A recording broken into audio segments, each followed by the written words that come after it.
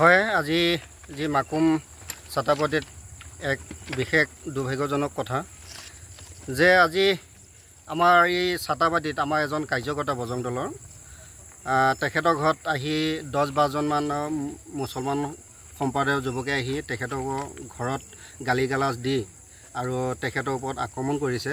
কিন্তু এই ক্ষেত্ৰত কিন্তু আমি বজৰং দলে ঘোৰ নিন্দা জনাইছোঁ আৰু তেওঁলোকক এটা কথা মই সকীয়াই দিব বিচাৰিছোঁ যে বজৰং দলক হাত দিয়া মানে তোমালোকে ভুল কৰিছা।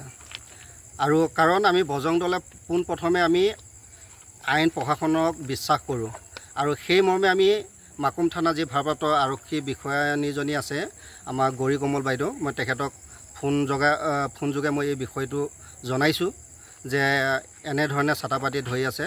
তো গতিকে তেওঁলোকে আহি আজি সেই যি পৰিস্থিতি সেই পৰিস্থিতিত তেওঁলোকে আজি সুন্দৰভাৱে এটা পদক্ষেপ লৈ পেলাই তেওঁলোকক উঠোৱা ব্যৱস্থা কৰিছে আৰু যদি নুঠে বা তেওঁলোকক পুলিচ প্ৰশাসনে নুঠায় তেতিয়াহ'লে কিন্তু বজৰং দলে তেওঁলোককো হাত লগাবৰ কাৰণে বেছি সময় নেলাগে আৰু বজৰং দলে কাৰোলৈ ভয় নকৰে। এটা কথা স্পষ্ট মই আজি কৈ দিছোঁ। আৰু এই ছাতাপাতিত যি দেয়াপতি বুলি না কি বুলি এটা জগা আছে, এই তাত কিছুমান মানুহে বিভিন্ন ধৰণৰ ডাক চাকচৰ পৰা আদি কৰি বিভিন্ন সূত্ৰৰ যোগেদি আমি গম পাইছোঁ তেওঁলোকে তেনে ক্ষেত্ৰত কিন্তু জড়িত হৈ আছে। কিন্তু এতিয়া বজৰং দলৰ লগত তেওঁলোকে লাগি লৈছে আৰু বজৰং দলে যেতিয়া হাত উঠাব আৰু বজৰং দলে যেতিয়া এই সংঘাতত লিপ্ত হ'ব নহয়, তেওঁলোকে ইয়াৰ পৰা মাকুম ছাতাপাতিৰ পৰা পলাই পতংগ দিব লাগিব। আৰু বজৰং দলৰ এটাই স্পষ্ট কথা, যেতিয়া আমি ধৰ্মৰ কথা আহিব, হিন্দু সমাজৰ কথা আহিব, তেতিয়া কিন্তু বজৰং দলে ডিঙি কাটিবৰ কাৰণেও ভয় নকৰে আৰু আমি প্ৰাণ আহুতি দিবৰ কাৰণেও ভয় নকৰে। কিন্তু চিধা কথা।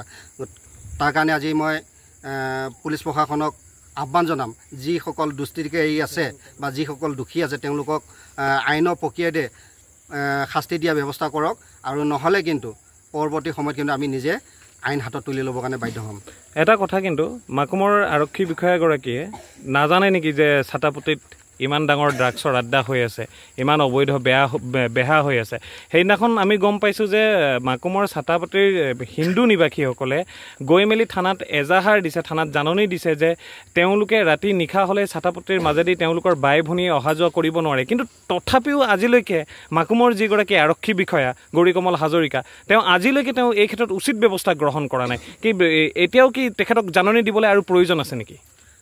হয়, এই ছাতাপাতি যিসকল ৰাইজ সেইদিনা থানাত গৈ পেলাই লিখিত হিচাপে থানা যি ভাৰপ্ৰাপ্ত আৰক্ষী বিষয়ানী আছে তেখেতক অৱগত কৰিছে আৰু সেই ক্ষেত্ৰত কিন্তু মাকুমবাসী হিচাপে বা বজৰং দলৰ এজন কাৰ্যকৰ্তা হিচাপে লক্ষণীয় হ'ব আগন্তুক দিনত কি পদক্ষেপ লয়। আৰু যদি প্ৰশাসন বা পুলিচ থাকোঁতে তেওঁলোকে যদি এনেধৰণৰ অনৈতিক কামত যদি সদায় লিপ্ত হৈ থাকে বা যি আমাৰ বাই ভনীসকলৰ ৰাস্তাইদি অহা যোৱা কৰিব নোৱাৰা হয়, তেতিয়াহ'লে কিন্তু আমি বজৰং দলে ইয়াত সুৰক্ষা দিবৰ কাৰণে আমি ওলাই আহিম। এইটো স্পষ্ট কথা। জয় শ্ৰী ৰাম।